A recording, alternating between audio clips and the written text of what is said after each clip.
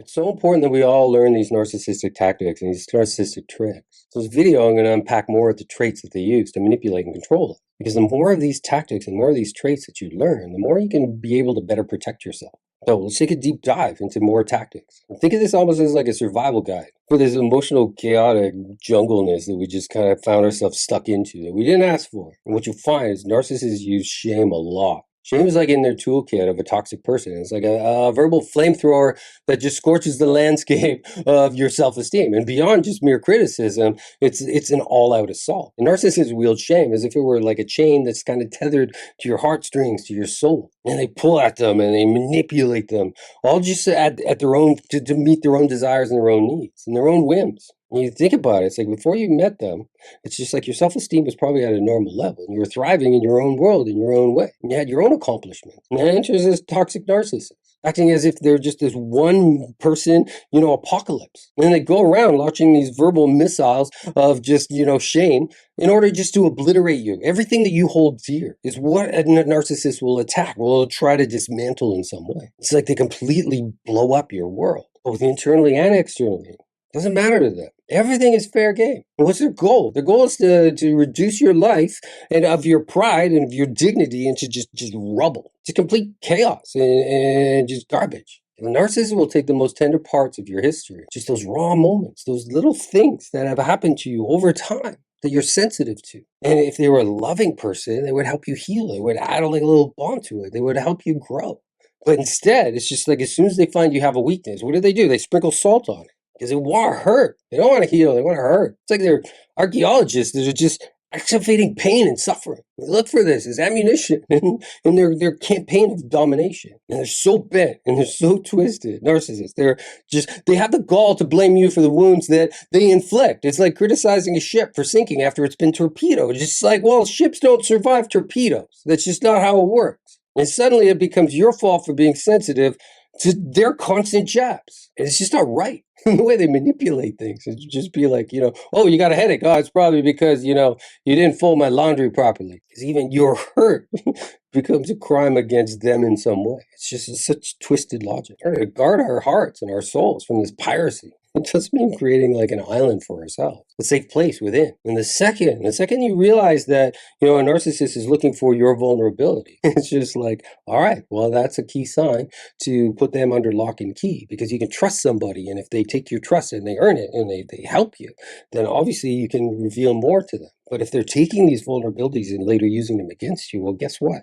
It's like that drawbridge of my vulnerabilities is closing. You protect them. You protect your vulnerabilities like precious gems in a treasure chest, lock and key, until like you're absolutely certain that the person that you're with, that you can trust them. When you see these shaming tactics that the narcissists kind of use, it's just like, it's time to just put on like a coat of armor. And seeing those are very important. When a narcissist just starts to shame you, it's just like noticing that these verbal volleys that are being played, it's about recognizing that the strikes for what they are. It's a sign of their weaknesses and their insecurities and their frailty, how sensitive they are. It has nothing to do with you. And once you see that, what you're going to realize is that, they're shaming you because there's something wrong with them, not you. And each time that you reject a narcissist's attempt to saddle you with their shame, what you do is you're fortifying your sense of self-worth. And what you realize is the words that they use, they're not true. They're all just these desperate ramblings of someone who's trying to dump their insecurities onto you. And once we see that, we can easily kindly say,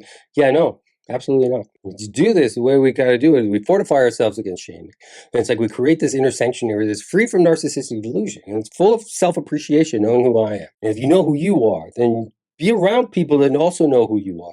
Because what you're starting to do is you're starting to create this old network, people that have got your back. And this doesn't just become a defensive strategy. It becomes a counteroffensive to reclaim your story, your honor, and your authenticity, because of the people around you that know exactly who you are and what you represent. Because in the shadow of narcissistic shame, it's just like there is a light, a beacon of hope.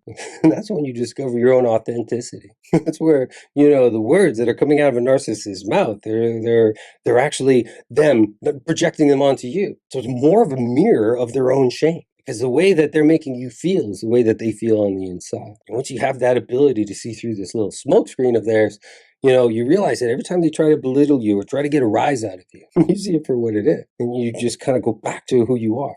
And if the label doesn't fit, then, let it go. because nobody gets to decide who you are but you. And when you get out of these relationships, when you get out of these toxic dynamics, like you emerge unbroken and unbendable, you realize that it's just like you were actually unbreakable. And even though a narcissist may have tried to take you out, try to break you, it's like they failed.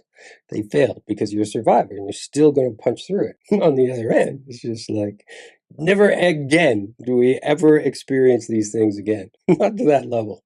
We'll be able to notice it so much quicker, be able to set boundaries and be able to just kind of say no and move on with our lives so much quicker. It's not that we should be grateful for this experience, but it ends up being a learning experience.